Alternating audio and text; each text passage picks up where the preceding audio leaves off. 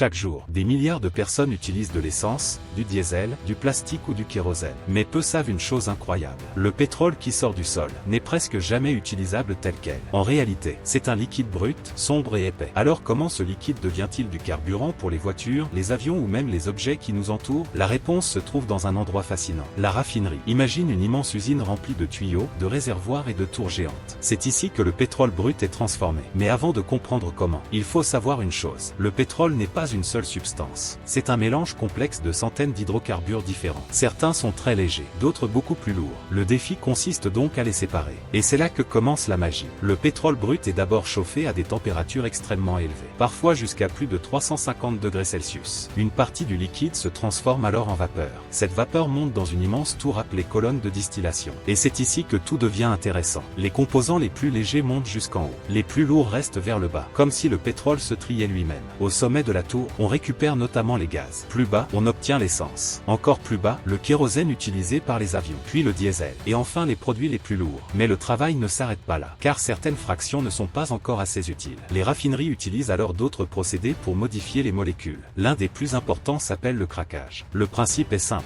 casser les grosses molécules en plus petites. Cela permet de produire davantage d'essence, de diesel ou de matières premières pour l'industrie chimique. Et c'est précisément grâce à ces techniques que le pétrole devient l'une des ressources les plus polyvalentes au monde, car il ne sert pas uniquement à fabriquer du carburant. On le retrouve aussi dans les plastiques, les vêtements synthétiques, les peintures, les emballages, les médicaments, et même certains composants électroniques. Le plus fascinant, c'est qu'à partir d'un seul baril de pétrole brut, on peut obtenir des dizaines de produits différents. Voilà pourquoi les raffineries jouent un rôle essentiel dans l'économie mondiale. Sans elles, le pétrole ne serait qu'un liquide brut. Avec elle, il devient l'un des moteurs de la civilisation moderne. Si tu veux découvrir d'autres secrets sur l'énergie, la géopolitique et les ressources qui font tourner le monde, regarde les vidéos complètes disponibles sur la chaîne. Et pour aller encore plus loin, les événements que vous voyez aux informations ne sont que la surface. Pour comprendre ce qui se passe réellement en coulisses, découvrez le nouvel ordre mondial. Le lien du e-book se trouve dans la bio de la chaîne.